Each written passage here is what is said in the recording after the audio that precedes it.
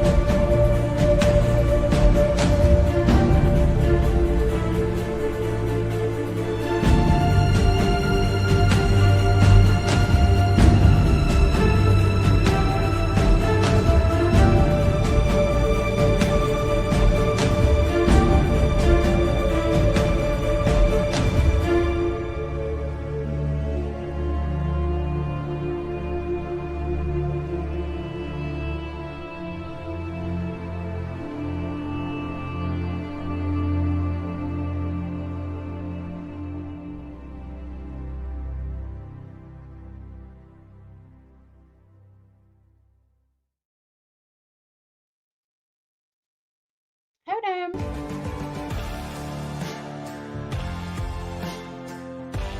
This is a true crime discussions channel. We speculate. This is all just speculation. Because it's true crime, it's for mature audiences only. There will be no children allowed, no exceptions. Everything on this channel falls under fair use. Please remember to like, comment, subscribe, and share. It's free. Hey y'all, I appreciate you guys hanging out. I apologize about earlier. I had to go pick one of the littles up at school. It was an emergency situation, so I had to go get them. So I apologize about that. But we are back. I've got about an hour and 45 minutes. So we're going to talk about these things this here day. One sunny day, good to see you, love. Chrissy knows it all. Good to see you. Carolina Wood Hog or hey, I don't know. Carolina Wood, good to see you and nice to meet you. It is a sad world. All these children missing really upsets me. Hey, Mrs. Holly, good to see you. Please make sure y'all twinkle, twinkle over to that thumbs up. Thank you so much, Miss Holly. Come on, players, stop hating. Stop hating. Start participating. Start participating, Star. Come on, twinkle, twinkle, baby. Twinkle, twinkle. Twinkle, twinkle, baby. Deja vu of this morning, I know. I figured that I would play that again, but not the intro, so we could get into it. Southern Cat's good to see you. How rude of the wanting you to work. I know, right? I hate it when they're trying to make y'all work when we're in here hanging out. Indie Girl, good to see you. Ava Sim, good to see you. I'm so glad to see you, Indie Girl. Piloa's mom, good to see you, love. And thank you for being here. It's good to see you too. Forrest, good to see you, love. I'm glad you're here. Darzilla and Karen, good to see you guys too. Thank you guys so much for being here. I really, really appreciate it. You guys are amazing. All right, y'all. So we're gonna kind of get right into it. We got a lot to talk about. I don't know if we're gonna get through it all today. I thought about making a video, but I figured we would just come and go ahead and talk about it. So we're gonna go ahead and jump right into it. So this morning, an Amber Alert was issued. Actually, I think it was issued about 3 p.m. yesterday for a boy named Saxon Clemons. Saxon Clemons was missing out of Indiana. Hold on a minute. He had been abducted. Now, they canceled the Amber Alert. I'll show you the Amber Alert. I had pictures of it, but I don't think I emailed them to myself. Here's a photo of Saxon, and this man, Dwayne, is the one who was thought to have abducted him. Now, they both have the last name, so I think it was his father, and we're going to get more information on that. Actually, I do. Yeah, wait till I give you this other information. So this was the Amber Alert. It reads, the Stark County Sheriff's Department has issued an Amber Alert for a missing child from North Judson, Indiana. His name is Saxon Clemons. He's 2 years old. He's a white male, 2 feet 4 inches tall, 30 pounds. He has blonde hair and blue eyes. He was last seen wearing a blue and gray sweatshirt and blue and gray sweatpants. He was seen February 5th at 3 p.m. Saxon is believed to be in extreme danger. I saw that and I was like, well, we need to get this information out as soon as possible. The suspect was Dwayne Clemons, 44 years old. He's a white male, 5'9", 180 pounds, brown hair, brown eyes. The suspect vehicle was a 2017 Chevrolet Trailblazer with the license plate CRS242. Now, Dwayne is still on the run, so I'm going to read that information again. If anybody in Indiana is around or anything, and you see a 2017 Chevrolet Trailblazer with the license plate CRS242, please call authorities. Do not approach Dwayne Clemons. He is considered dangerous. And you can contact the Stark County Sheriff's Department at 574-772-3771, or you can just call 911 immediately. Saxon was found safe. Now, I'll read this to you. This is going to give us a little bit more information. And it reads, the search for Dwayne Clemons is still active. His son Saxon Clemons was found safe and the Amber Alert was canceled, but his father is still wanted. Dwayne Clemons is believed to be armed. Do not approach him if you see him. Clemons allegedly assaulted his wife, dropped her off at the hospital, and then fled with his son Saxon, who was later found safe. He was last seen driving again the 2017 Chevrolet Trailblazer with Indiana license plate CRS242. Now, I apologize. Yes, he has been found. Saxon has been found safe, but we're still looking for Dwayne unless he's been found. I'll double check that by going over here, which is where the Stark County or Indiana State Police. The last thing I'm seeing is that the Amber Alert issued on Saxon Clemons has been canceled as requested by the investigating agency. I haven't seen where Dwayne has been found safe. Dwayne has been located. I wanted to show you guys. Where did it go? Hold on, let me look it up again.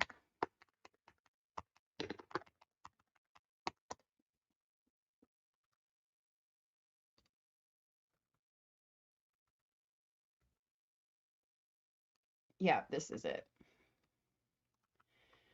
His name is Dwayne Clemons, and he's out of Harris County. Oh, wait a minute. Let me check my email because I probably emailed it to myself. I wanted to show you his criminal record because it's extensive. Thank God the boy, what I'm assuming is his son, was found safe. Let me grab my emails because I know I sent myself some stuff. He's got an extensive criminal history for violence, which is extremely concerning. Yep. Hopefully it's still there. You know how they'll go through and just remove everything like immediately. Yep, I've got it right here. So this one is going to be from a couple of years ago. Yes, thank God Saxon is okay.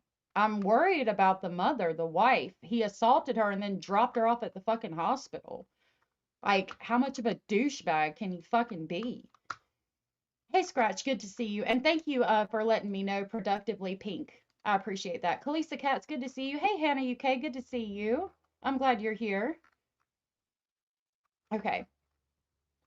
So here is the information on Dwayne. Now, this is from a previous charge. It reads, this is from February 17th of 2011. Stark County Circuit Court George Kim Hall accepted a plea agreement Wednesday for Dwayne Clemons.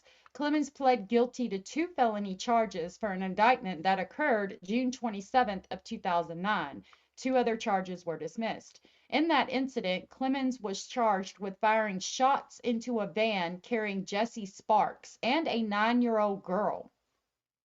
The shooting occurred after a physical altercation between Clemons and Sparks.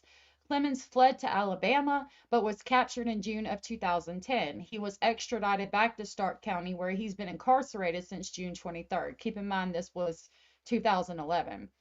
In the plea agreement, Clemons pled guilty to aggravated battery, a Class B felony, and battery, a Class C felony. One of the shots grazed the child. So he's shooting into a van and with a 9-year-old little girl in it, just not giving a shit. What the Sam hell? Hall sentenced Clemons to 15 years on the aggravated battery charge and 2 years on the battery charge. The sentences will be served consecutively. Clemons will be eligible for parole in 8.5 years with good time served. He will be credited with time served in the Stark County Jail.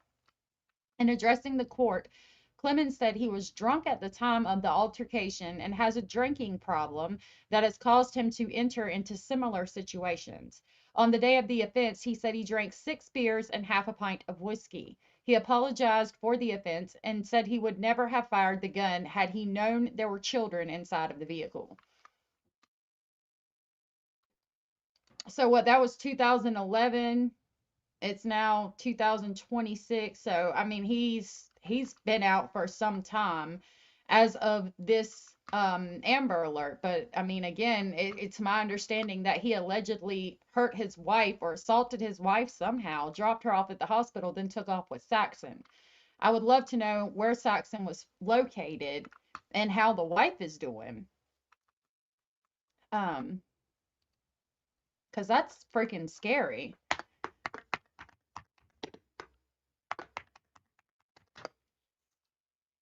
See what we can find. So yeah, they're letting everybody know. It was so hard for me to find anything right when we were coming live the first time about him, about the Amber Alert being canceled.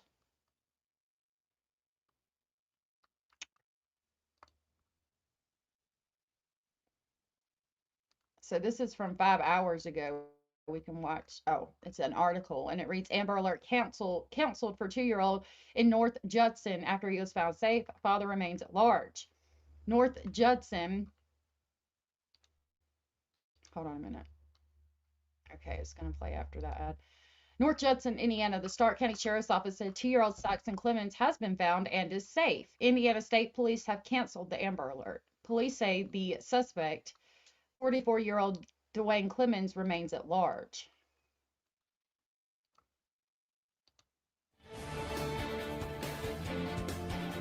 Hi, everyone. Tricia Sloma live in the newsroom here at 16 News Now, and we're coming on here live to give you an update. It's good news.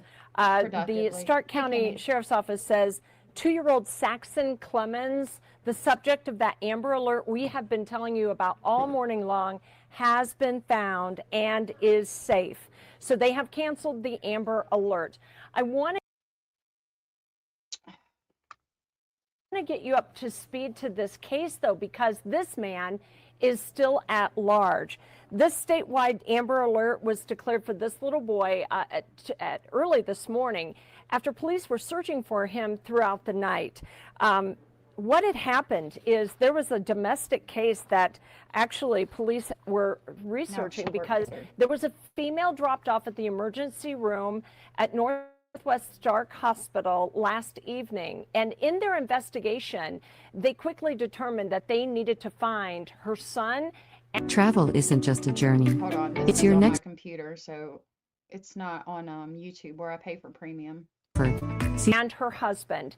And when they couldn't find them, that's when the Amber Alert was issued early this morning. So she went to the hospital. Police quickly discovered that they needed to locate this man and they needed to locate her son. And she was allegedly assaulted in some way, shape, or form. That is insane. Hey, Hio, good to see you. Productively Pink said, whether they're kids or not, he should have never fired. Are adults really this dumb? Grown ass man, by the way, with a kid that he can't take care of either. I don't disagree. I don't disagree. Oh no, Karen, I'm sorry to hear that. Trying to wrap it up, all up and get the fuck out of here for the weekend. Yes, thank God it's Friday. I wonder what he did to his wife. That's concerning. I hope that she's okay, and I know that she is feeling better since their son has been located safe. But what the fuck did he do to her? I mean, he obviously if he allegedly assaulted her in some type of way and they're looking for her, looking for him, it was really bad.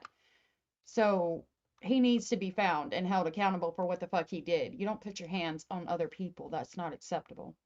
Now, 2-year-old Saxon has been found safe and sound, but this man is still at large. His name, 44-year-old Dwayne Clemons, and he is described to be 5'9". He weighs 180 pounds. He has brown hair and brown eyes. According to police, Dwayne was last seen driving a silver gray Chevrolet Trailblazer with Indiana license plate CRS 242. Again, police say he is still at large. What we know about his wife. While that's doing that, I just took everything off of my Starlink, so it should stop.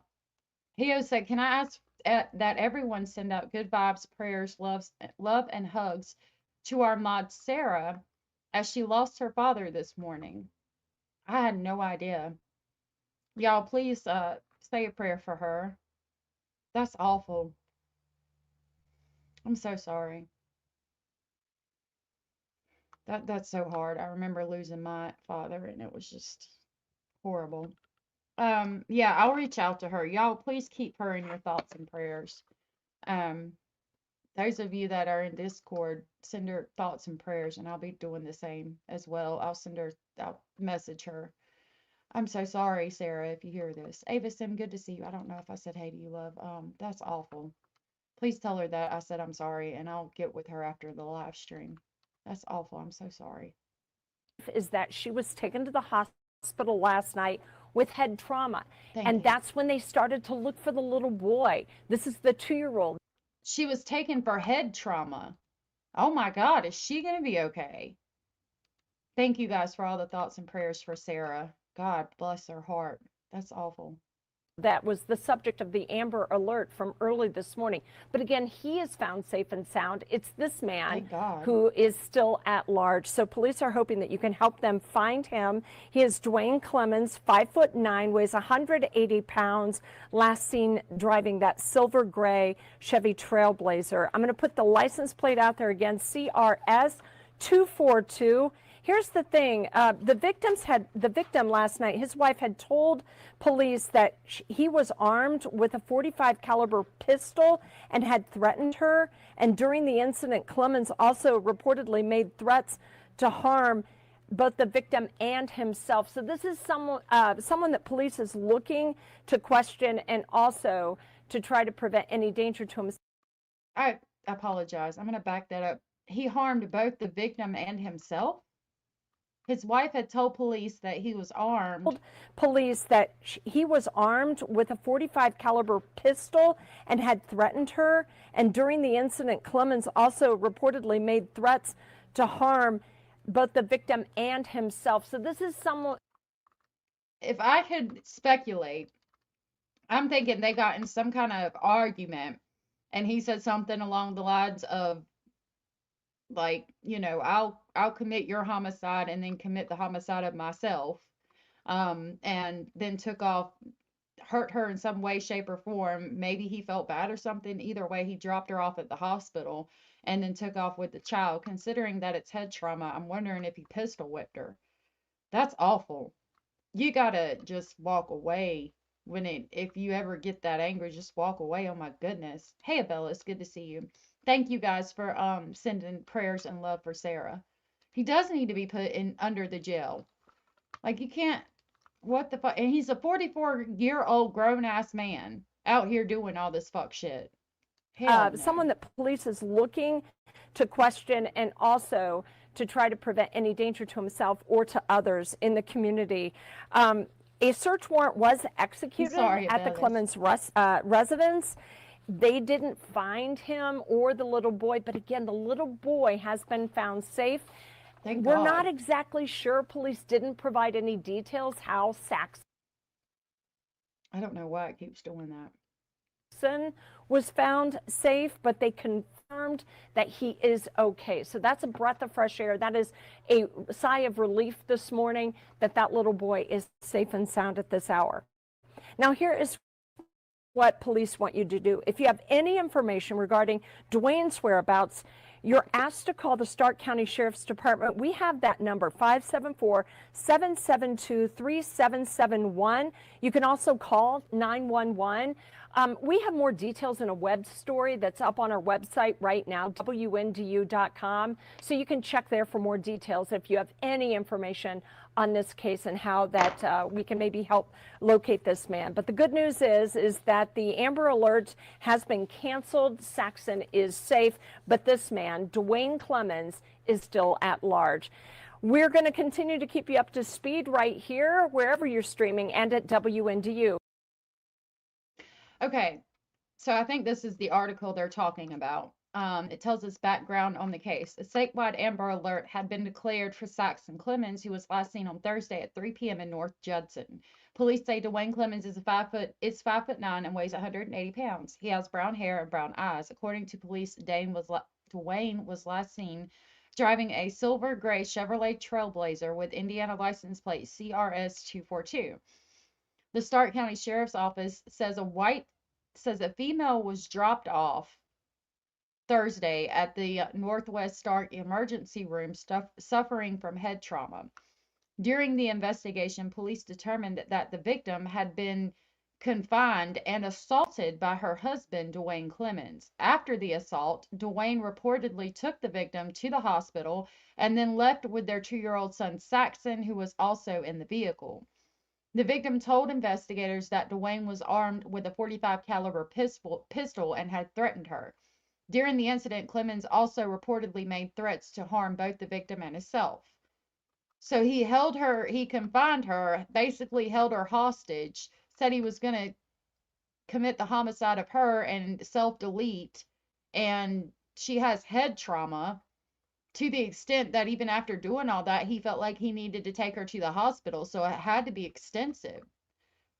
That's, I think this might be his third strike, because I think there's 2 charges on him. I'd say 3 strikes and you're out. He fired in 2011 and they kidnapped his son and then hurt his wife. No, I'd say prison. Yeah. And I think he's going if they locate him, but they aren't going to be able to locate him fast enough for my liking. It's scary because you don't always know that your husband or boyfriend might react this way. I hope we figure out ways to protect families more from men reacting in such dangerous ways. Absolutely, Khaleesi Cat. Boom, boom, boom, bop, bam.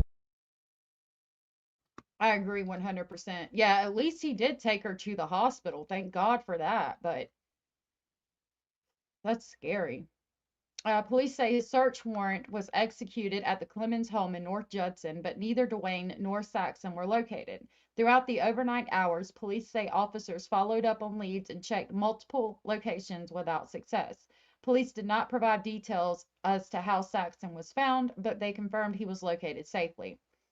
Anyone with information regarding Dwayne's whereabouts is asked to call the Stark County Sheriff's Department at 574-772-3771 or just call 911.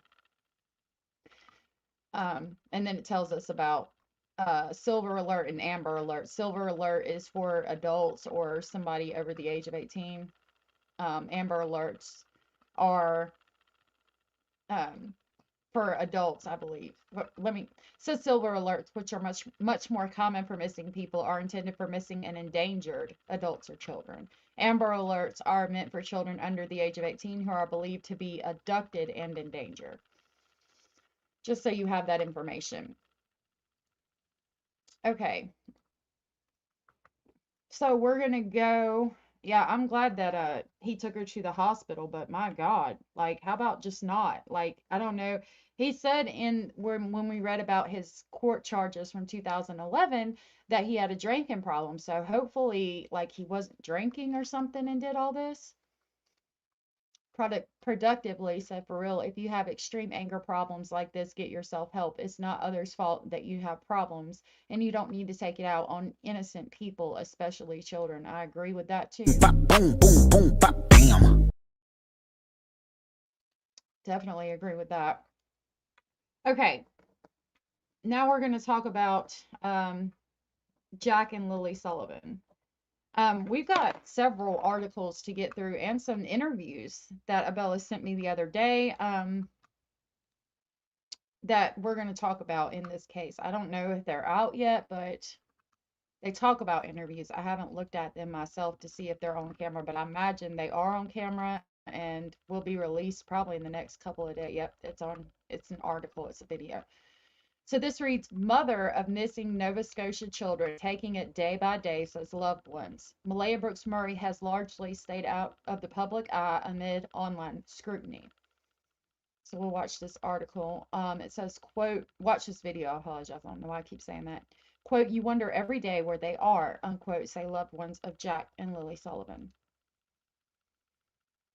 Framed photos of children with soft smiles, frozen in time. Now, just memories. You wonder every day where they are. The mother of missing children, Jack and Lilly Sullivan, Malehya Brooks-Murray, has faced intense criticism online for staying quiet. But now, 9 months after the children disappeared, her inner circle is speaking out. Her behavior to a lot of people may seem odd, but until you're in that situation, you really don't know how you would act. Robinson says Brooks-Murray hasn't been doing well. She's lost weight, taking it day by day and out of the public eye. I guess if you know Malehya, that isn't out of the ordinary for her. That's just who she is. She was always quiet. 6-year-old Lily and 5-year-old Jack were reported missing from their home in rural Nova Scotia last May. It's a mystery that remains unsolved despite days of searches and an extensive investigation by RCMP Major Crimes. We're coming up on almost a year that they've been missing. I really think that they were taken by somebody, but I wish that they would be found. Look at Lily. She looks just like Malehya in that picture. Yeah, you are in the regular lab now, love.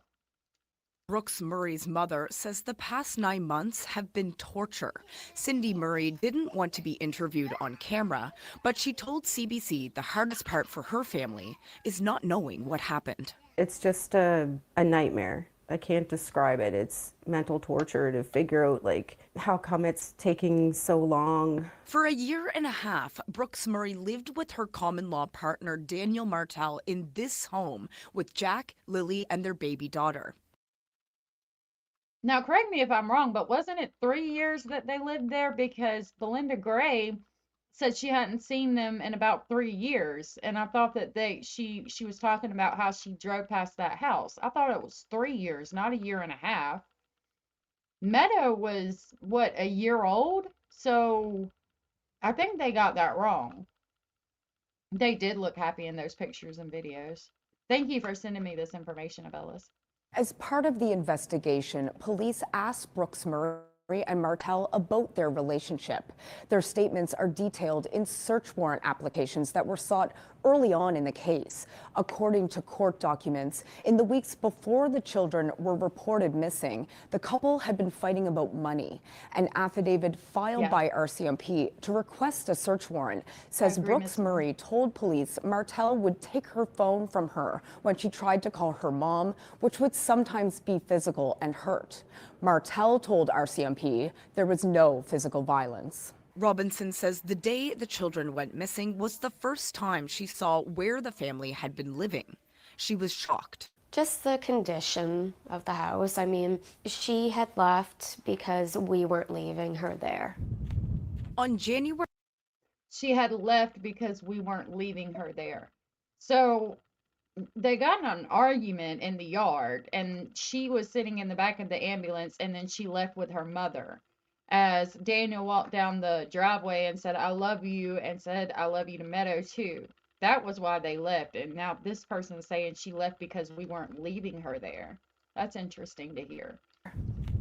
On January 29th, Martell was charged with assault, sexual assault, and forcible confinement related to an adult complainant. He has not responded to requests for comment on the charges, but in early January, he sat down for an interview with CBC. Now, I think we did find out that that had to do with Malehya, because we were questioning why would Malehya wait this long to press charges on him for, it was assault, I think actual assault and confining somebody, I do believe, something to that effect. His court date is May 2nd. Martell says RCMP March took 2nd, a blood sample from him in December, and he says there was a box checked on the consent form that said no criminal involvement. I've known for, since the start that I'm 100% innocent, but to see it visually with my own eyes, it was a big thing. Cute. Cindy Murray says RCMP don't provide many details, but as time ticks on, it's harder to be patient. I hope that they're checking every avenue and doing as much as they possibly can. The head of major crimes in Nova Scotia says it's not easy keeping his cards close to his chest, but they have to protect the investigation. As far as I'm concerned, it's not going to be a cold case. This is a case that needs to be solved, so we will pursue every avenue available to us to ascertain what happened with Jack and Lilly. Ali Thompson, CBC News, Halifax. So just because I want to reiterate, everybody in the family, including Malehya and Daniel, has taken a polygraph except for Janie, Daniel's mom.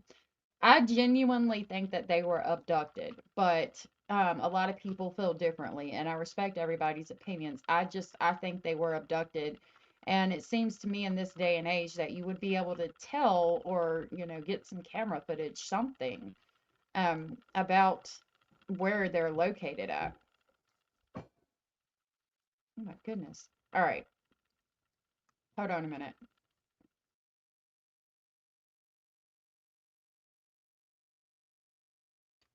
Okay. I'm going to read the article, but we did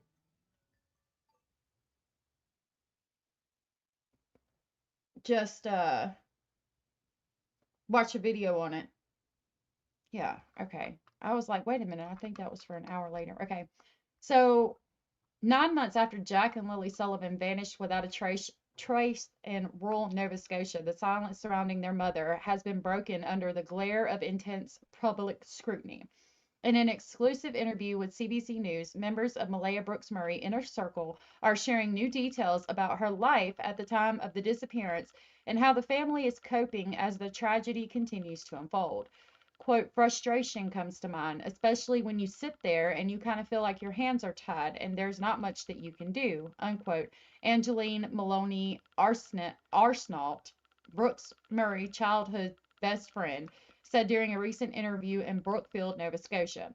Brooks-Murray has not spoken publicly about the case apart from one media interview during the initial search and a written statement she released through a volunteer search group. She has been heavily criticized in comments on social media for remaining silent as armchair sleuths have speculated online about what happened to her children. But Cheryl Robinson, a close family friend, said if you knew Brooks-Murray personally, her silence would not be surprising. Quote, that's just who she is. She's always quiet, never was a confrontational person. She's very shy, unquote, said Robinson.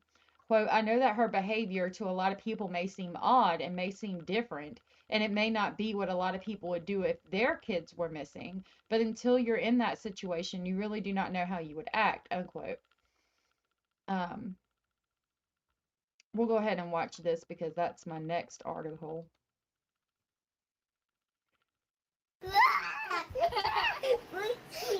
It might just be They were part of very the song. sweet kids. Lily's laughter, she was so exciting to be around. She was full of life. Cute. Jack, he would love his dinosaurs and he loved his little zoo animals and he would play with those for a long time, and he would come like to the barn and he loved to see the horses, and yeah, they had a lot of fun. They were fun. So this is the mother, and this goes back to the horse trailer video that we've gone over and broke down. That I guess it's her who's speaking. Yeah, that's concerning, and I didn't even catch that content. Thank you for pointing that out. At this point, because they've been missing for so long, I don't know that it would be, no, thank you, baby, right now. At this point, because they've been missing for so long, I don't think it would be out of the realm of possibility that they could say we're sweet kids, because it's been a long period of time since they've seen them. You don't want to think about it like that, but I'm not ready to say were as in they knew, like past tense as in they might have known what happened to them. I think it's just because it's been an extended period of time since they've seen them. Anders, good to see you. Are you talking about at my house? I've got 2 kids here that are acting crazy. Rosie, good to see you. I don't know if I said hey to you in content. I'm glad you're here. Thank you for being here. Happy Friday, y'all. Fun kids. What was Lily like? Very girly. She loved to scream. She got excited easily. Loved her dolls. She was just very outgoing and cutest little thing. Jack loves his dinosaurs. Loved to play with his toys. Jack was more quieter. He was on the quieter sides, but he loved to play with his sister. He'd get annoyed with his sister when she took his stuff, but they get along pretty good for the most part. Happy kids. Very happy kids. Always excited. They were always clean. They loved their mom, and they loved each other. They fought, but they loved each other. Why did she make to reiterate that why did she make sure to reiterate that they were always clean? That's interesting. Hey, Cracker Jacks. Hey, Bernice. Good to see you guys. Thank you for being here. Happy Friday. I came over with some food one day, and Lily's a food hound. Like, she'd sit there and eat all day if you let her. And I just came up and sat at the table, and she just walked up to the table. She looked shy, but like she wanted to like come up still, and she just kind of like stood there and like stared at me. And Malehya was just like, she wants your food. And I was like, oh, okay. And I remember they always like wanted to be held by Malehya as well. Both very close with her. Yes, very close with her. I love you. I love you. Do you have a favorite memory that you think of? Going to the wildlife park, baking with Lily. She loved to bake because she liked to lick the frosting off the spoon. Just doing a lot of outdoor stuff with them, taking them places. We went to the beach a lot. They liked the water. They played with the sand, and we would make little sand castles with their baskets, and we had a Easter egg hunt at my. Look how much she looks like Malehya right there. You know? Oh, okay. It is sad to think of them not coming back. It's also sad to think about how it's been almost a year. Place, and they were running around laughing, and I miss them calling me Nene, and you know, we'd color and they'd play on their little tablets. I miss everything.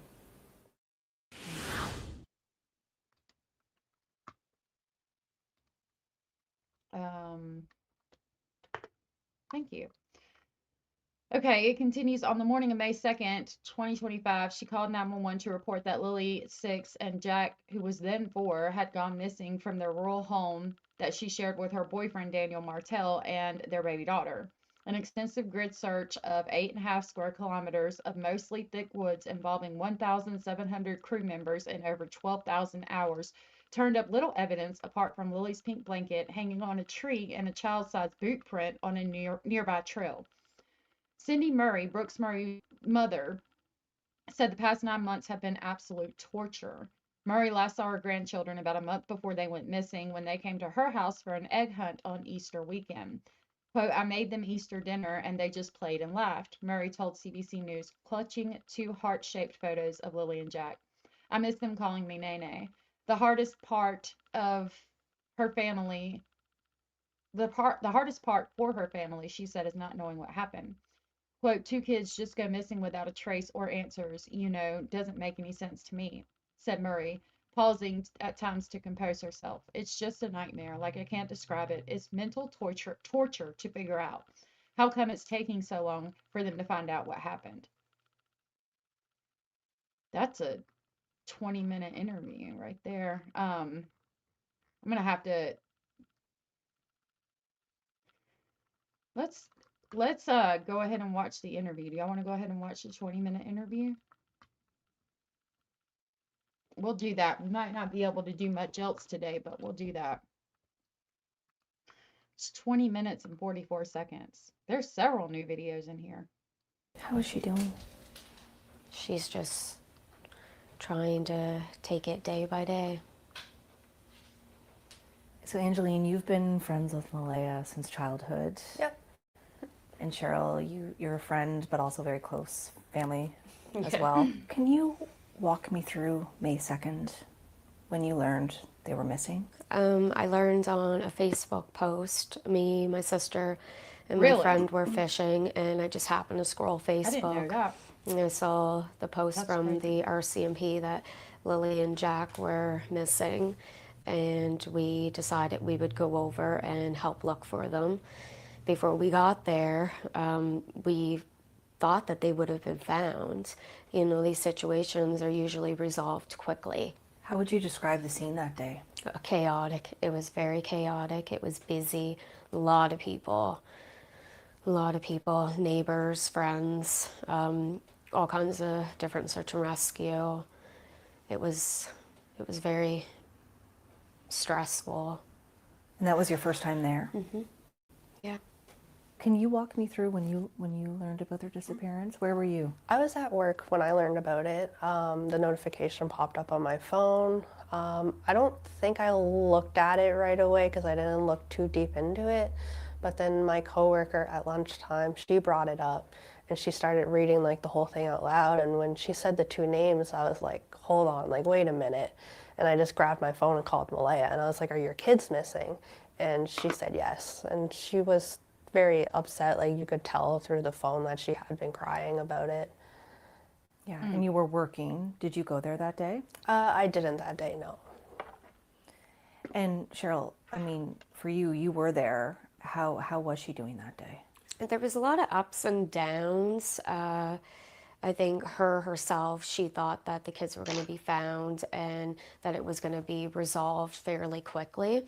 And I don't think it really set in until later that night that, something wasn't right. And so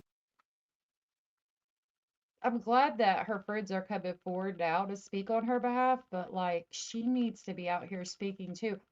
I get being very shy, and not wanting to come out here and not speaking much about it, but like, at the end of the day, if you're not advocating for your children, who is? Daisy's crime, she shot, I'm talking about the HVAC baby. Daisy Link shot her husband, and in the craziest turn of events ever, the bullet ricocheted off of the porch or off the concrete, went in the heel of his left foot, came out his left thigh, went in his right thigh, hit an artery, and he bled to death in a matter of minutes. She can be seen on the camera walking away saying, "You'll be fine," which, I mean, again, it's just a situation that got violent and out of hand way too quick. I don't think that, I mean, I don't know any time else something like the stars aligned like that to make something like that happen. And then she goes to jail, and while awaiting trial in jail, in another miraculous turn of events, she has a boyfriend send his baby seats through the vent in a saran wrap, and she used a applicator that you use to for yeast, and she inserted it and became with child. She had his child, even though they had never had relations. She needs to play the lottery, I think. The blanket that was found. Were you there when that was found? I wasn't there when the blanket was found, Think so. but I was taken to where the blanket was found, and it was still in the tree at that point when we had walked up. Can you walk me through that? What was the blanket? What was the deal there? It was just a piece of Lily's blanket. I guess it was used to cover a hole that was in like the window or door where cold air was coming in. And the piece that was in the blanket was hung over the back railing, and the other piece was thrown out after they were done using it, I think late spring. And then it was found in the tree a couple kilometers up the road. I might put out a video later going over these interviews because there's a lot of information here. And I do, again, thank you, Abelis, for sending this to me. Yes, I'm 100% serious. Mrs. North said, I think she's very introverted, shy, and to be honest, after listening to her ex-mother-in-law, I doubt she had anything to do with it. Also, Daniel would have thrown her under the bus right now. And I agree 100% with that. I just always go back to the lie detector test. I'm going to put my faith in a lie detector test every time because I don't want it like that. Yeah, now people in vertical can see me too. Because I just don't see them being the criminal masterminds that some people give them credit for being. I don't see them passing lie detector tests like that. I don't think that they've got the mindset to do that. I just don't. But I don't, I appreciate everybody's thoughts and opinions, and you are respected here, even if you don't agree. What did you think about that? I found it odd, very odd, that it would go from the house to the tree. Hey, Anders, love. I'll ask about the boot print. So, Angeline, you've been fixated on this case and know the details. What do you make of the boot print that matches Lily's foot size and boot print? It was a clump of them. It wasn't like Hey, a trail leading up to like a set of footprints walking up anywheres. It was a clump. Oh, so it was multiple footprints, not just one? Oh, okay. That's interesting. That makes me feel like it, because before they said they found one child-sized boot print. I would like to know what the location of that was, and if there was multiple of them, then I would absolutely think that could be Jack and Lily because they're turning around in circles like little kids, standing in one area, turning around in circles. Oh, look at this tree. Oh, look at that tree. Where are we at? Whatever. Like when you're talking about toddlers, you might see a couple of footprints and then you'll see a bunch of footprints all together. And then you might see a couple more go in one direction and then you'll see a bunch all together where they stop and they look at everything because everything's new and exciting. That's interesting. It is very interesting, and I appreciate you sending it to me. Tom, we're talking about Jack and Lilly Sullivan. The people being interviewed are Malehya Brooks-Murray's school friends that she's had since school. Stepdad is still in jail as far as I know. I don't think he's bonded out, but I could be wrong about that. What I do know for a fact is that his court date is March 2nd. I do have an interview with him. They did say that he hasn't spoken to the police or given a statement to the CBC about his charges, but I've got an article to read after this that says stepfather of missing Nova Scotia children believes their disappearance is criminal. And we're going to read that before we go for today. What's your impression of that, Cheryl? You're welcome. Kind of the same as Angeline. When you find a cluster of footprints just in the middle of the road, you're kind of looking around wondering where the other footprints leading up to this cluster is, and there wasn't any. And so these things... So there was a cluster of child-sized footprints in the road, and there was no footprints leading up to this cluster-sized footprints that were in the road? See, that's so interesting when you couple it with the account that we have from the woman who said that she saw a woman in a gold sedan coaxing two children that were walking along the side of the road into a fucking vehicle. The woman was wrong, said the children looked older. I don't know why it yeeted you. The woman said that the children looked older, but it's hard to tell ages. I think people are younger that are actually older, and children are older that are actually younger. I mean, you can't tell just by looking. And again, you can't tell me a situation where somebody's standing with a vehicle door open, coaxing two children into the vehicle. Like, what the fuck happened? What events occurred to make that happen? Unless you're abducting children. Like, what did you get mad at the children and say they had to fucking walk home and put them out of the car and then change your mind a minute later? I don't fucking think so. I'm telling you, if I saw some shit like that, my nosy ass is turning around and asking what the fuck's going on here. Um, there's just no situation that makes sense to me. You're not going to make your toddlers get out of your vehicle and say, I'm tired of you sipping on that sippy box like that. Get the fuck out of the car. I really think that's when they were abducted. I think that they were walking on the side of the road trying to go to school or catch the school bus. Somebody saw them and took them and said something like, I'll give you a ride to school. And they were like, okay. And now we're hearing about this cluster of footprints in the damn road. Lord have mercy. The blanket, the boot print seem odd to you both. Yeah. So in terms of the RCMP question. investigation, Angeline, we'll start with you. What's your take on where that stands? It's been slow.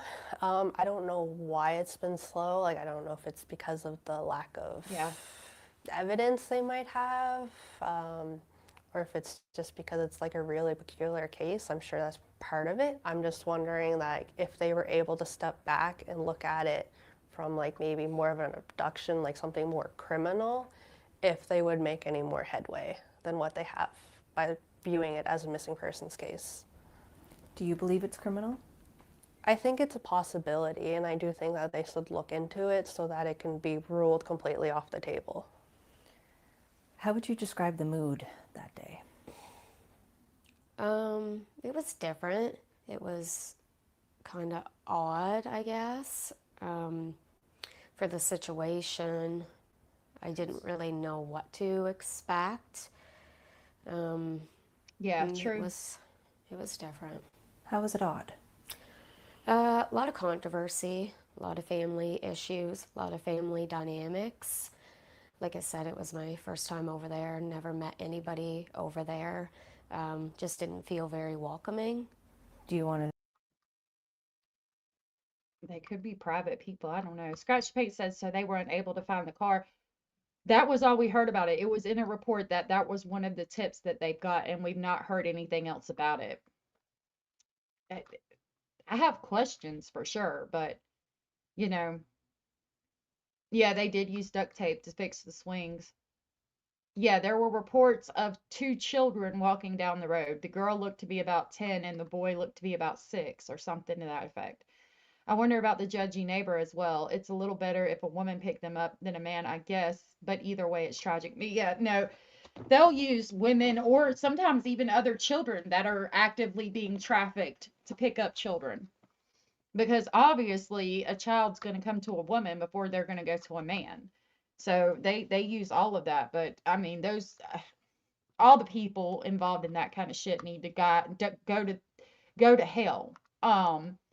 But for me, if you are a woman, especially a mother, and you're involved in shit like that, like you need to be set on fire before you go to hell. You need to die by fire or something like that, because that's even more fucked up. Speak to why you hadn't been over there? Kind of lost touch with Malehya after she had moved over there. And I feel bad about not keeping in touch with her, but I didn't know how else to get a hold of her. What were you surprised Good about? question. They're out there. The conditions that the kids were living in, things that we had learned through looking for the kids. A lot of the speculation has been, you know, why did Malehya and her family leave and not come back? Mm-hmm. Anything you'd like to say about why that decision was made? She had left because we weren't leaving her there. What concerned you the most? She left because she sat in the back of an ambulance after a hostile argument. Her mother talked to her while she was in the ambulance. She got in the vehicle with her mother and their daughter Malehya and left. So, I mean, that's what happened. And her saying she left because we weren't leaving her there, I mean, it could correlate to that, I think.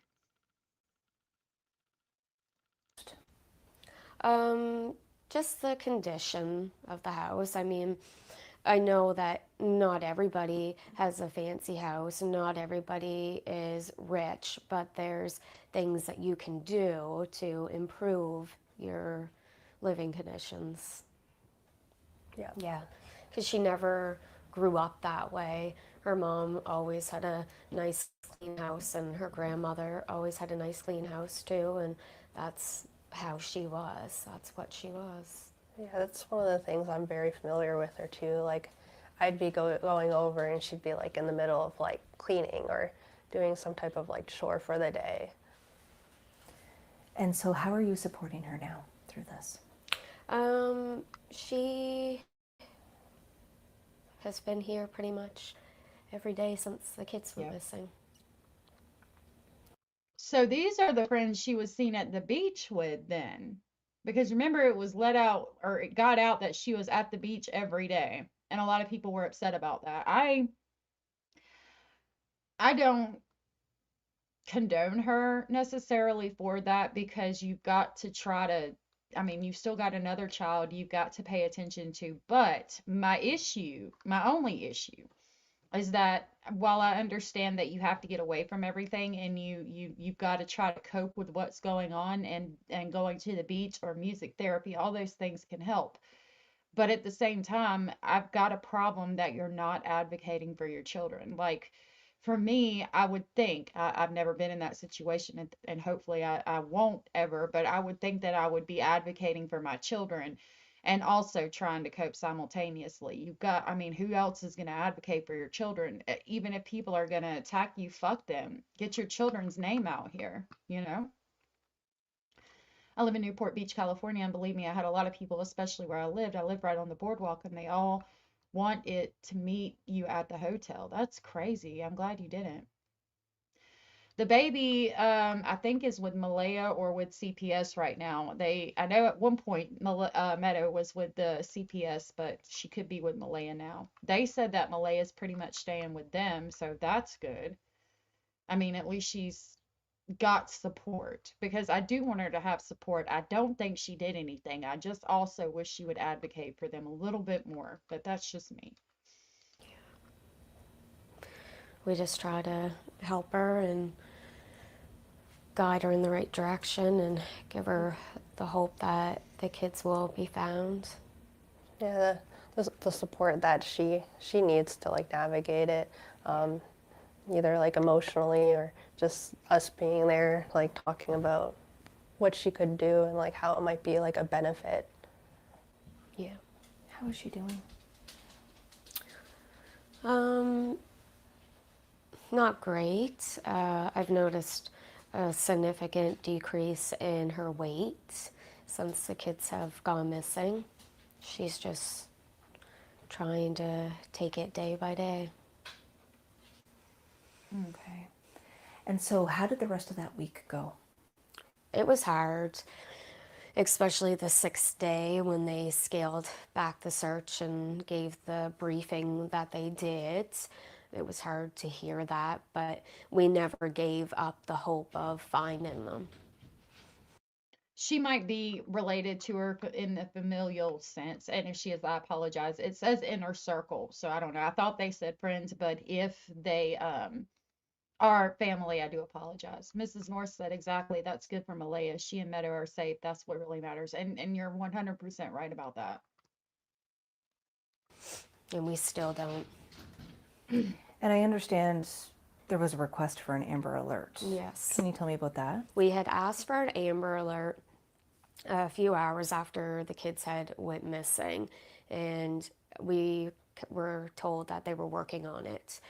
So they had to send it to their supervisor, whoever deals with the Amber Alerts, and it come back saying that it didn't meet the criteria, because apparently you have to have like a suspect or reason to believe that they could have been abducted.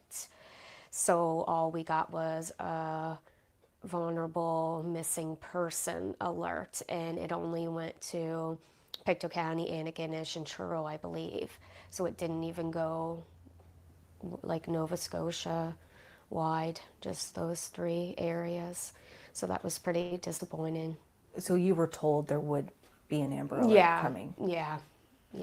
They said they were like we'd ask them every hour, and a lady would tell us that they were working on it, and and then we never got one. We were disappointed, but it also gave us reason to think that they thought they were in the woods and that they were going to be found and that nobody took them. I agree with her in that statement. In that moment, I think everybody thought that they were in the woods. And so I think that an Amber Alert should have went out just to be safe. I do understand that you have to have certain criteria, and I do understand they sent out the missing persons alert, but we've got to figure out a way again to get this information out to an extensive area, because you got to think about how long the children could have been missing before anybody realized. And then you got to think about times multiplying that by a car driving 60 miles an hour. How far away could they be in any direction? And you need to make sure that all of these alerts go out to all in a big circle, however many miles away a car could be, from probably about an hour before they went missing. If they were driving 60 miles an hour in any direction, how far is that? How far could they have gotten? And you need to set roadblocks up, communicate with the sheriff's department and other provinces and get those areas shut off as soon as possible, and then work your way in. Now, I mean, I'm talking about a lot of manpower and a lot of money, like it just falls out of the sky, and it doesn't. And I get that, but there's things that could be done differently. And when there's 2 missing children, we need to approach it, I think, from the aspect of, yeah, they're probably in the woods, but just in case they're not, let's do this. And you've both been out there. We met at the volunteer search back in November. What were your impressions going back to the scene then? I don't remember, babe. I almost felt sick. I do really feel for them. I don't remember. It was a tip that was called in. It's in the documents. I'd have to pull the documents and get the exact time and the exact tip and where it was at. But it had been in the morning, that morning. Probably, I think it was like 10 minutes before 911 was called, if I'm not mistaken. We were hoping that we would be able to find them, to have some type of closure to the case. But being out there gave us a little more insight of the area, where it wasn't as busy that day as it was on May 2nd. So we were able to really look around and get a feel for, what the woods was really like. And so leaving there, what did you feel? We felt a lot of disappointment, but also a lot of relief. We didn't find them, so it gave us hope that they're still okay. Yeah, I mean, all of this sounds par for the course and things like this. I mean, you would have hope in that moment. Okay, well, they're not in there. At least they're not deceased. Now the cops are going to find them, until you're approaching a year later and, they're still not found. Did you leave there with the impression they weren't in the woods? Yes. Yeah. Did you go through the woods with the lens of 2 little children navigating that, and whether that would be possible? We did, like the cliffs and the hills and the water, and the amount of times that we had fallen. A number of us fell. There was a few injuries throughout different teams. Yeah, it's hard to think that they could have navigated any further than a kilometer, really. And so now that we're more than 8 months into this case, how is everyone doing with this? It seems like it gets worse every day. Frustration comes to mind, especially when you sit there and you kind of feel like your hands are tied, and how much that you can do. Like, how many times can you go out and search a woods? You feel limited on the types of things that you can do. I'm glad. I mean, again, I'm glad they did this because it gives us a different perspective on Malaya and things that everybody might not have thought about, and I do appreciate that. Or my love said, "There's so many weird things with this case. I honestly think everyone is a suspect, and I don't give a fuck if someone passed a lie detector or not." Right? I agree. I mean, you ain't wrong. Lots of guilty people have passed polygraphs. I personally don't think that Malaya and Daniel specifically are intelligent enough to pass a polygraph test while they're lying, but I could be completely wrong. Miss King of anything said, but for an Amber Alert, you have to have something. Whenever I see one, it's always they may be with this person or this car with partial license plate, that type of thing. So I don't blame the author. I don't either, but we need to change that. Like we've got to change that. There's missing children. This is what they look like. Please be on the lookout in the back seats of vehicles on the highway. We got to find them. Even if there's not a suspect vehicle or car, because if that had happened, maybe we would have located them. Daniel was arrested on charges of assault, sexual assault, and confinement, to do with an adult. And I think we figured out it was Malaya. What keeps you up at night? Yeah. I feel like it's just trying to piece together like what happened. Because if maybe you could figure that out, then like you would know where they might be. But it's just the not knowing. Yeah. We don't really have any direction, so we're not sure which way to go. There's a lot of components to this case, and you worry about if you're missing something or if you know something that's, little that could matter. What's not adding up for you? What keeps you up at night? The fact that 2 children are missing, and as a parent, as a friend of a parent, you always think about the worst that's happening to them. Like, what the fuck? Yeah, all of it keeps me up at night. I know those children. I love those children, and we all know what could happen to children. Like, what the fuck you mean? I agree. That shit irritates me too. They said the kids looked 12 and 10. Thank you for the correction on that. 12 and 10. And they were getting in a gold sedan with a woman who looked to be in her 50s or 60s with curly hair, and they were walking along the side of the road. They said Lily had, or the female had pigtails. I remember that too, and I made an AI drawing of it. It's on my computer somewhere. I'd have to dig it up. For me, I think that tip was extremely important. And thank you, Bernice, for the correction on that. I really think that tip was extremely important. I think that the person could have been off on the ages, and I think that somebody abducted them. And I think it was a woman that looked to be in her 50s or 60s with curly hair. And I think that maybe Lily that morning put her hair in pigtails. Who knows?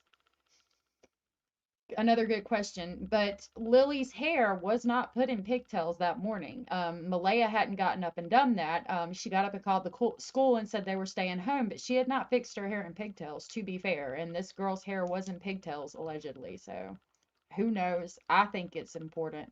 Mustang, good to see you, love. The whole case? Yeah. Anything in particular? The different stories we've heard over the last several months. If you don't know what happened, then there shouldn't be any stories. It should be, I don't know. And yeah, it's very frustrating when you have so many different people telling so many different stories. It makes it hard to figure out what really happened. Let's dive into that. So stories are being shared, lots of speculation online, particularly YouTube shows. Yeah. Tell me about that. What's that been like? The internet can be a great thing, but it also can be a really terrible thing. We have met some really great people through this whole tragedy, and we've also met some really mean, nasty people. There's a lot of speculation, a lot of theories, a lot of blame. Yeah, it's been really hard. I don't think that this person that comes out and is like, oh, I'm getting close to the people so that I can, tell when they're lying, and I lied about this and I lied about that. Yeah, that shit's dangerous. People that are personal to the case spreading misinformation like that. But as far as creators and things like that, I don't think that it is hurtful to speculate as long as you present it as though you are speculating, because at the end of the day, that's what the police are going to do. They're going to say, I speculate the children might have went into the woods. Let's go into the woods and look for them and see what we find. I speculate these children might have been picked up because there's this man here and there was a vehicle seen in the area. So let's get an alert out and let's let the people know who this person is. I don't think we should blame anybody, but we could say I speculate that this person has something to do with it because I don't like the way that the story doesn't add up. There could be a number of reasons. Again, I don't think it's wrong if you present it as such. They need to start from scratch, re-interview everyone, look at everything again with fresh eyes. I agree. Not as of right now, Tom. Are you fucking kidding me? Cara, what the hell? They need to be banned from YouTube. That kind of shit. They need to be banned from YouTube. It's definitely toxic is the word to use, and frustrating. It can take away from the main point of the case. But at the same time, at the end of the day, I guess you don't know what little thing might come up on there that could actually benefit it. How has it affected your life? Probably in the fact that it's can be time consuming. I've had people post my address online. I've had people sit across the road, take pictures of my house. Just a lot of nasty things. In the beginning, a lot of people blamed us for having the kids. A lot of people don't know the dynamics around the situation and know that we didn't speak to Malehya for almost 2 years prior to the kids going missing. We didn't know where she lived. For you, Angeline, seeing your best friend going through this, what's that like for you? It's definitely highlighted seeing how her world has turned upside down. Did y'all hear me? I muted, so I was hoping you didn't hear me. I'm sorry if I yelled. I apologize. I thought I was muted. RETARTED content. That is disgusting. And those YouTubers are, yeah. We got about 5 minutes. I'm going to have to go soon, but I'm going to try to get through this. I'm going to try to let it play and pause occasionally. It's where I look at the social media a lot. It's seeing the lack of empathy, or the lack of people wanting to be open-minded and understanding, and constantly blame her. I find that's what really bothers me the most.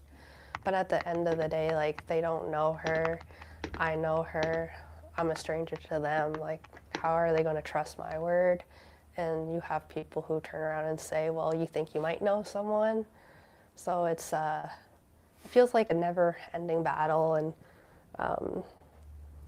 she's not a bad person. She's not a bad mom. I guess if you know Malehya, you would know that that isn't out of the ordinary for her. That's just who she is. She was always quiet. She was never a confrontational person. She's very shy. She only likes to talk to certain people. She doesn't like to broadcast herself. She's just, if you know her, then that's just the way she is. And I know that her behavior to a lot of people may seem odd, may seem different, and it may not be what a lot of people would do if their 2 kids were missing. But until you're in that situation, you really don't know how you would act. I agree. A lot of the speculation is towards Malehya, that Malehya knows where the kids are, that she had something to do with their disappearance. Some people have even gone as far as to say that she murdered them, or that they're on the reserve being hidden, which is absolutely insane. If Again, I've said since that rumor came out, it makes absolutely no sense because why is the chief of the tribe going to risk the whole nation to hide two children that did not need to be hidden? The only reason that they would hide the children is because the father is trying to take custody from Malehya. The father didn't want the children, and Daniel had no rights to the children, so why the fuck would she need to hide them at all? She could just take her children to the reservation and have them there. That shit made no sense at all from the beginning. I hated that rumor. You know, people don't think that the RCMP haven't looked into that after 8 Right. months. It's just beyond me. And how does the intense spotlight internationally for this case contribute to that? In some aspect, we think it's good because we want to keep them out there. Hey, We Mariel. want people to see them, especially if somebody did take them and somebody just happens to see them and then sees that they're online, or Yeah. if Jack and Lily are watching TV themselves and they see somebody and know that, you know, somebody's looking for them, that Hey, still Liddy. we're still looking. Yeah. What would you like the public to know?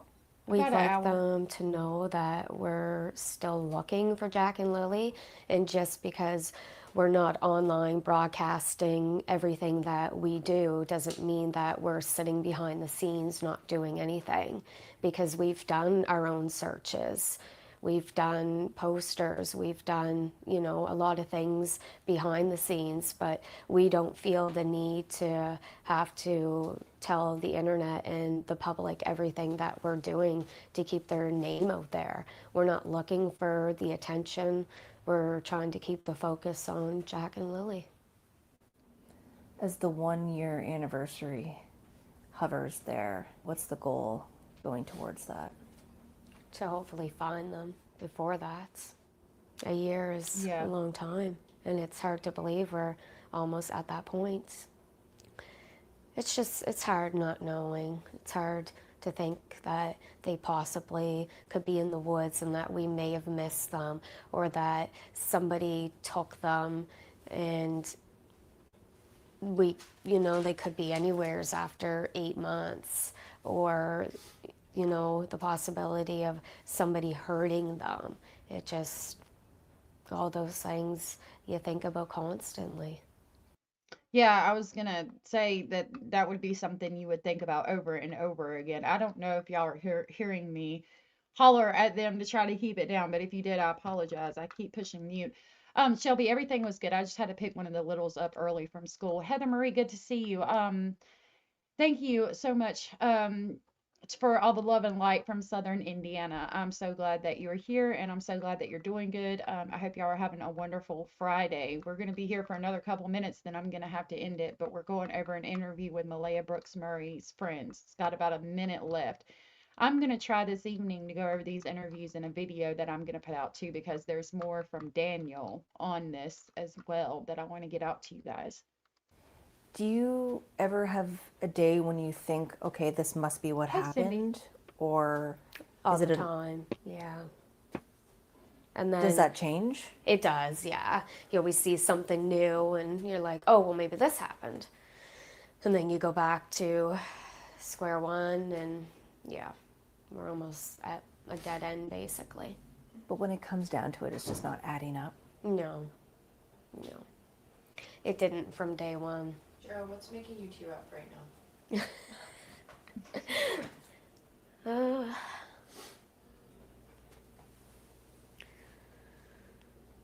It's just hard. You try to hold it together. Yeah. How much of your day is spent holding it together? I mean, you're there with Malehya constantly. Yeah. When I'm at work, I'm okay. Keeping your mind busy is the key. Keep Because working to keep some level of normalcy. Yeah. You have to. What has this done to the family? Because otherwise you're just going to sit there and think about what if somebody's hurting them, what if somebody's trafficking them, what if somebody's killed them. You've got to just try to keep your mind occupied, and I get that, but you've also got to advocate. Heather Marie, we love you too, sweetheart. I feel like it's the only thing they think about. Yeah. Is when they'll have some kind of good news from the RCMP. In an aspect, it's kind of brought everybody closer, and we all have one main focus, and it's to find Lily and Jack and hopefully find answers as to what happened to them. How is she doing?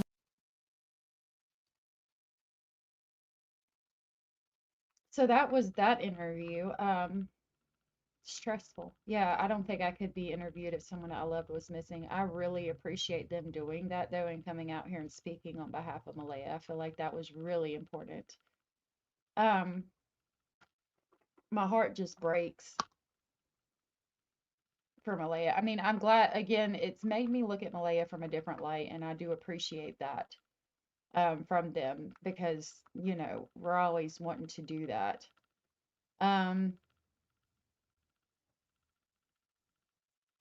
This is a 14-minute interview, and it's titled that stepfather of Nova Scotia children believes their disappearance is criminal, but then it says the following interview with Danile Martell was recorded on January 6th of 2026 to discuss the disappearance of his stepchildren, Jack and Lilly Sullivan. He was later charged on January 29th with sexual assault, and forcible confinement involving an adult complainant. He has not responded to CBC's request for comment on the charges. Is this a new interview that we haven't seen yet? I'm gonna hate to start it. Hell yeah, it is, and it's 14 minutes. I don't think I'm gonna have time to go over all of it. Let's see.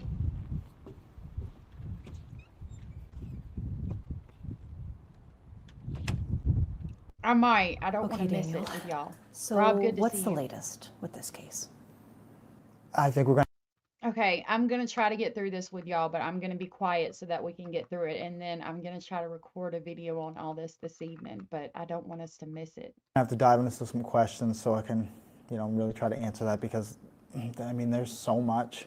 But what I can say is my blood was taken or drawn, and you know, they got a few drops in my blood for that, for, you know, check my DNA, because my DNA is obviously going to be on the blanket. But I can't really disclose, and I'm pretty limited on what I know about the blanket at this moment. But I can say, like, with the DNA collection,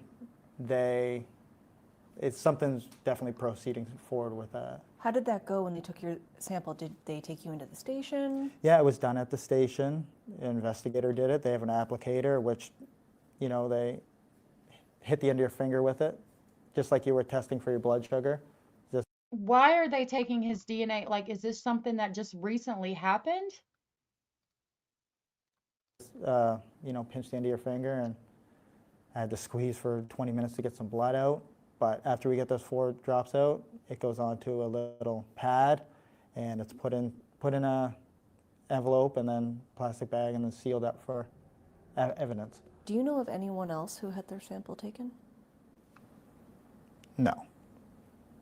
I was never disclosed any of that. Nor do I ask, because I know I would not get an answer in return. Right. You've been asking questions. Yeah, I ask a lot of questions. Sometimes they can't answer. And was that voluntary, or did they That call was you? 100% voluntary. They never have to get a warrant to do anything. I'm always cooperative. Just like in the past, I keep asking them, do you want my phone? Do you want me to do more polygraphs? Like, I'm open to everything. And I always tell them that. They say, Daniel, no, we don't need your phone. Daniel, no, it's not necessary to do any more polygraphs.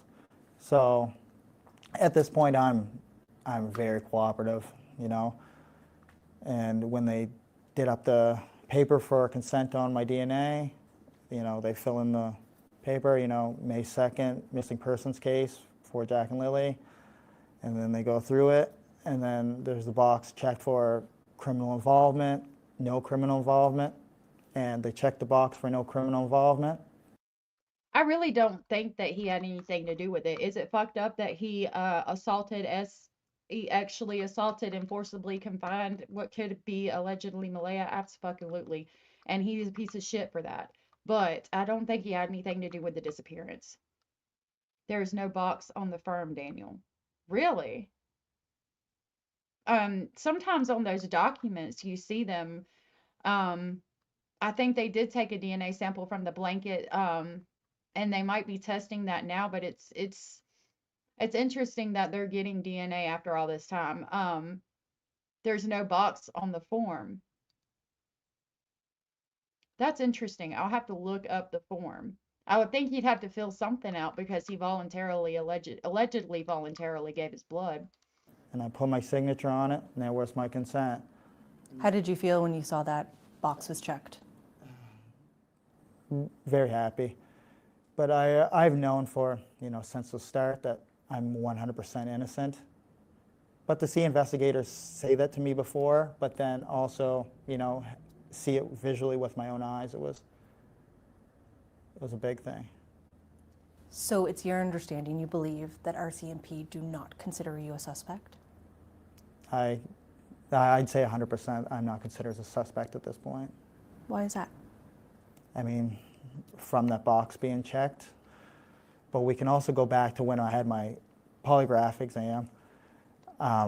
When we went over the questions beforehand, all the questions were on death, right? So they concluded that by the end of it, I was truthful with all my all my answers. So we learned that from the documents, from the information that has come out. I'd love to know where you saw that format, Farm Girl. Where has it been released? I'm gonna work on finding it. I have a Patreon where she drops those documents, but I'll see what I can find on it. The police said that the questions that they asked were in reference to a criminal act involving Jack and Lilly Sullivan, which makes me think of homicide. So I believe him when he says that he was asked questions about their homicide because it was kind of backed up and corroborated with the law enforcement's account when they talked about this. Niches, that's who I got. So if she's got it, I might can grab it from her. Thank you for that. Brown-eyed butterfly, good to see you. I hope you're having a great Friday as well. I didn't have anything to do with the murder of Lily and Jack. And there was no questions on the disappearance or abduction or kidnapping or anything of that nature. So that leaves me with, I didn't murder the kids. I have nothing to do with the disappearance because they did not ask any questions on that. And so you mentioned that in the polygraph, they didn't ask you about the disappearance and whether you had anything to do with it. But I'm going to ask, did you have anything to do with the disappearance of Jack and Lily? No. Did you kill them? No. What do you think happened to them? At this point, I'm completely just not sure. I mean, I've thrown speculation out in the past and, narratives that I think, or theories that, what I think may have happened. But at this point, I have to just go with what the RCMP say because they have so much information.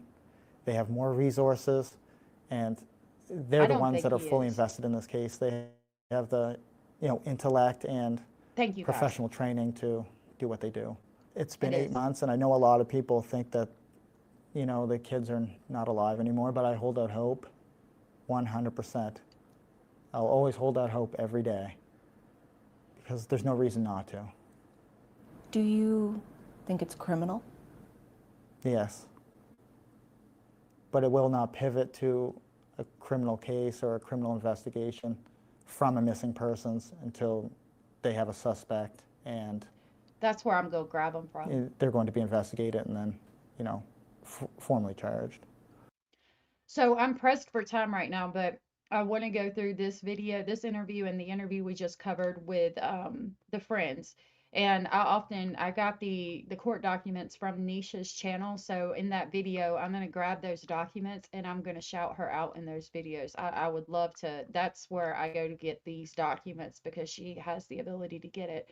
So I'm going to try to get a video recorded and uploaded tonight going over these two interviews so that people don't come to the live streams can see them who haven't. And I'll grab that document too. Thank you for letting me know. I appreciate that so much.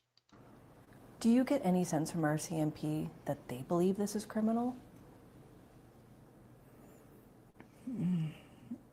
Yes, but they don't openly share that or talk about that concept with me. That's pretty limited. They, use as many, use the least amount of words they can to convey what they're trying to get across or questions, or it's usually me who tries to dive in depth with them, but they're pretty tight-lipped on everything, and they should be. How many times have they officially interviewed you? I don't think Formally interviewed. The very first one was about 4 hours, and since then, I'd say about maybe 5 times. I don't know the count exactly, but probably around 5 times. And when was the latest one? The latest one would have been, that would have been on the blanket. So, and the actual formal interview for that wasn't very long. That was probably about 20 minutes. But the amount of time I spend with them is a lot, because we go over a lot. It's just me asking questions and how can I help them, and so it's usually like an hour and a half to 2 hours. I only plan on being there for 20 minutes or whatever they have to do with me, but it's just like we just keep talking. I think he's telling the truth. I'm sorry. I know a lot of people are going to be upset with me, but I think he's telling the truth. Notice how he said narratives and then changed it. Let me, if you disagree with me, let me know what you're seeing, because I could be biased. Narratives changed. I'm going to write that down. Change word. Okay. It's criminal regardless. Children just don't vanish without a trace. I agree, and I agree with that. Angela said maybe because you're the stepdad, that's why they don't have to share with you. And that's true. But it does make me feel comfortable that they have questioned him, again, because that's important to go back and question again. So when you say interviews, that would be recorded on the record interrogations? Yes. Yeah, that's the audio recordings. There have been allegations from Malehya's friends and family that you were abusive to her. Were you? No. They said that when she moved. Okay, that's right there. He's being charged with that. So obviously he was. When he said no, he shakes his head yes. I'm going to back it up a little bit. Mrs. North said that's pretty telling. They've interviewed him 6 times for hours every time. And I think it is pretty telling. I'm glad that they're going back and re-interviewing him. And I agree with you to an extent. But to be fair, if my children were missing or children that were under my care were missing, and they called me in to question me, I would be asking a lot of questions too. There's 2 sides of him, his narratives, and then changed it to theories. Okay. A narcissist. Jackie. Yeah, who is AB? That you were abusive to her. Were you? No. See, he's shaking his head yes right there. They said that when she moved in with. You can tell when he's lying. And I think he was abusive to Malehya, but I don't think he hurt the kids. She cut off all contact with them, and you monitored her phone. She also monitored mine. Okay. We both had the same passwords on her phone, and her friends, she blocked her friends on my phone, and she blocked them on her own phone. So how would you describe your relationship? It's very duplicative. Before the children went missing. Yes. Interesting, Barbara. I don't really want to talk on that, because I don't really want to talk on too much to do with Malehya. It's best that we don't. Okay. And so you mentioned that there were some accusations about your past drug use. I've read some things about it being drug use that week, the week the children went missing. Is there any truth to that? No, I didn't have any drugs. And Major Crimes knows that. He did shake his head yes. That's a hard one for me. Even if he did take drugs the week that the children went missing, I don't think it means he killed the children or harmed them in any type of way. The only harm that they could have gotten from that was the fact that they were sleeping that morning. And if it's related to them using substances, then, and that's the reason, then you were neglectful slightly, as I like to say, because of drug use. But having been a former addict myself, while I was in active addiction, you think that nobody sees you as being fucked up. Like you think you can go and be fucked up in front of people and they don't notice, and they absolutely do. The only thing I would say about that is that if he hasn't gotten help for that, I hope he does. And if he was using that week, I think that admitting it and being fully honest about it is the best course of action, and just letting the chips fall where they may. But I don't think that him using substances would cause him to kill children, if that makes any sense. It could cause him to be tired and slightly neglectful to where the children walked off, but not commit a homicide, in my opinion. Or they would have, charged me with possession of drugs or drug paraphernalia. Thank you. I'm proud of you too. There was nothing at the house. So, and they know that. It's a possibility. What is your history in terms of the drug use? What would you like to share, just to clear the air?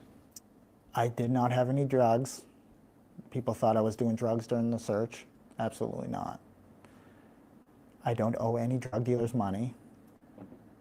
I don't owe anyone drugs. You don't I'm not think a so? drug dealer. I don't manufacture drugs. Can't really speak on anything more than that, I Those guess. have been all the accusations Yeah. made at you. That I have, manufactured drugs, sell them. I give them to people to sell. It's There was crazy. no drug party that night. No, there was no drug party. You think so? There was no leaving during the middle of the night. It's a When possibility. we pulled into the yard on Thursday afternoon, it would have been about 3:50 or just right before 4 o'clock. The vehicle did not move till the next morning until I got in it and we went searching for Lily and Jack that morning when Malehya was on dispatch or contacted dispatch. How have all of these allegations impacted you? At the start, it didn't bother me because they're obviously all not true. Basically anyone can just go on there and say whatever they want without any recourse at all. And over time, it started to get to me because it's just constant, right? I tried to keep up on it all and tried to, tell everyone the truth and correct everyone, but it was just too much. When those groups start to get so large and there's thousands and thousands of comments and thousands of questions every day, that's too much. And then you have YouTube creators, they just go on and, they basically become delusional. They have their mob and they look to destroy, or they're completely obsessed with me and the case. Yeah, I mean, what have You got to understand that though. And when creators hate, like talk shit about you, while you may want to respond, the best practice is not to, because you're feeding into their bullshit. And it might not even be that they think you had anything to do with it truly. But as long as you're talking, they're making money. So they're going to say whatever it is that they feel like they need to say to keep you talking and to keep you clapping back at them, so that they continue to have content. And it's just not a good practice. Our channel is very small. There's 34 people in here right now. And I'm okay with that because I'm not going to do that shit. I'm not going to tear somebody down just for content and views. I can't. No, sir.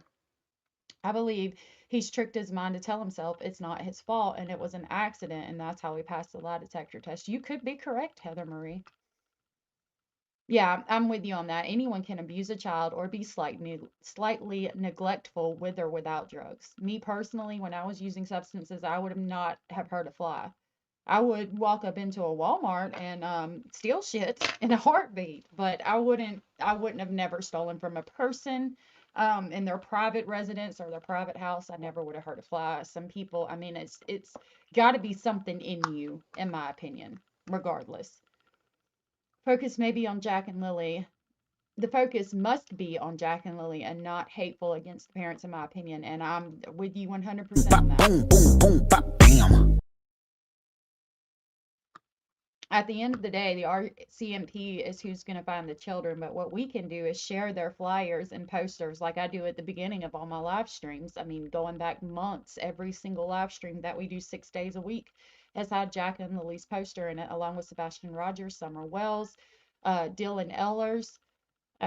We just got to keep sharing it. That's what we can do.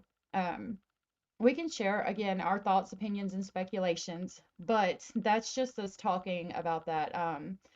I don't think saying I know that he killed those children is a good idea. And at the end of the day, like I said, I highly doubt a YouTuber is going to solve this case. Word salad, it's his language that tips me off. It's the dodge and weave language when pressed for answers. You think so? Yeah, it's the person. I agree. You learned about the true crime community. That it's absolutely vicious, and I said this word a lot, but Baby doll, I crochet.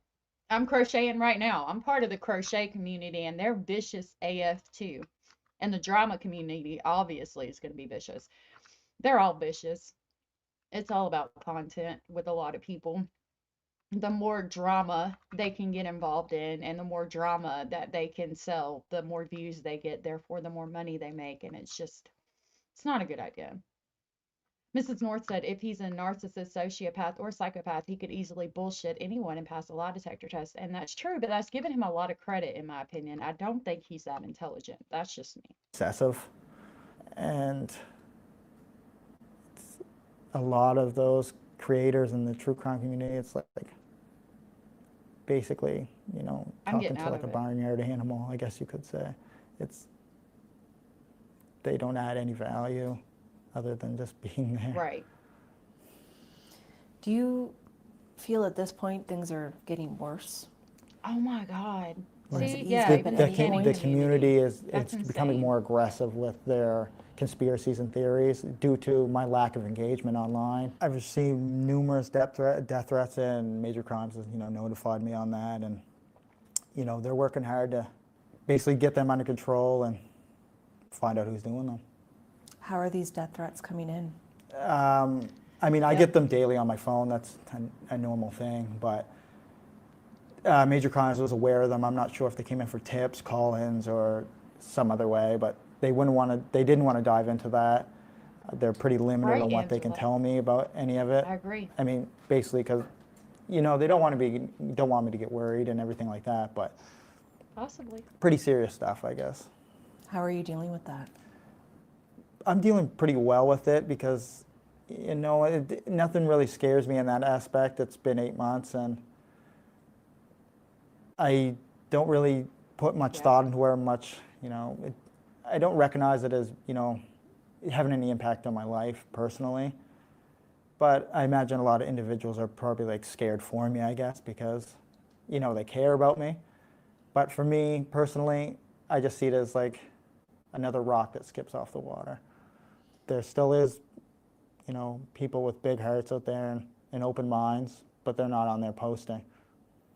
But I do have loyal supporters, and I appreciate every single one of them. So now that we're coming up, getting to 9 months in this investigation, what's your sense? Where do you think the case stands? I think the case, it's moving forward, but there is so much information to, really, examine and really go through before you can complete this part of information, then move to the next. And there's so many tips being called in, and then there's tips that are absolutely useless. Like when you see me out in public, don't call in a tip. That's just total nonsense. I agree. Because you're slowing down the investigators, and you're slowing down the social media team that they have, and or the guy who checks the tips and he reviews the tips. You slow him down when you're just putting in tips that say, well, we seen Daniel at a gas station buying a Gatorade. Yeah, I agree with that. Because that has happened. Right. Wow. What would you like to see happen with this case? I would like to see it closed. Solved? Obviously. And Lily and Jack found safely. And someone is charged with criminal offenses. Because that's what you think will be the result here? Yeah. You don't think they're in the woods? No. I don't Have either. your own theories shifted at all along the way? They have, but they always come back to what I originally thought. After I just, go over all the information so many times, or lay in bed and go over everything in my mind from the very beginning to where it is now. The theories in my mind change, but I still have to go with what RCMP say because they have the most information on the case. And I know that's their job to bring justice for Lily and Jack and to bring them home safely. Yeah, and I don't think that this case will be solved without the RCMP. I just don't see a YouTuber being able to solve it. Yeah, finding Jack and Lily, case is solved. It would have sounded better if he said, "How about we find Jack and Lily?" I agree, but he has. Yeah, I agree with that. There is a difference between solved and closed. I think I would have, I mean, I don't know what I would have said, but I would have hoped I'd say find Jack and Lily or solve the case, not close the case necessarily, solve the case. I don't know. No, I mean, you could be right though in everything you see, and I could be wrong. It wouldn't be the first time, you know what I mean? And I appreciate your differing opinions because it means a lot and it helps me to see things from a different lens that I might not have looked at it through before. So I appreciate it. I am going to have to run because we're going to do the outro. I want to play that for y'all because we didn't play it in the intro and I need to be walking out the door right now. So I appreciate y'all hanging out with me today. I'm going to try to get this out into a video later tonight. Hopefully I'll have time. Sometimes it's slow when it loads. So hopefully it'll be out tonight, possibly in the morning. There's so much in this case. And at the end of the day, I just pray that Jack and Lily are located safely. I will see y'all tomorrow. We'll continue going over audios and interviews in the Madeline Soto case because we didn't get to go through all of those today. And we'll continue talking about this. I would like to go through and kind of break it down again with the documents and with the videos. So I'll see y'all tomorrow. I hope y'all have a good Friday. Have a good evening. Have a good weekend if I don't see you. Thank you everyone for your support. Thank you guys for being here. You guys are amazing. If nobody told you, you are enough. You are important. You are special and you are very loved. And I will see y'all tomorrow. Stay safe out there. Bye.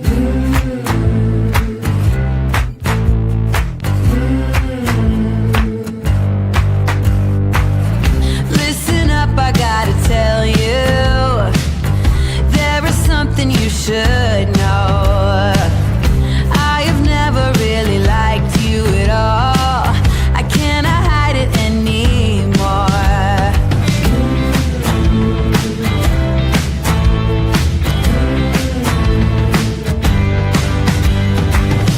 I've been thinking about the future, trying to forget about the past. So many ways that I could change for the better. Don't even know where to begin. If I allow myself to dream, will it be as good as it seems? Pull me out of this place in the middle, in the middle. Nothing more to embrace in the middle, in the middle. If I try to climb up the wall, everyone can see when I fall.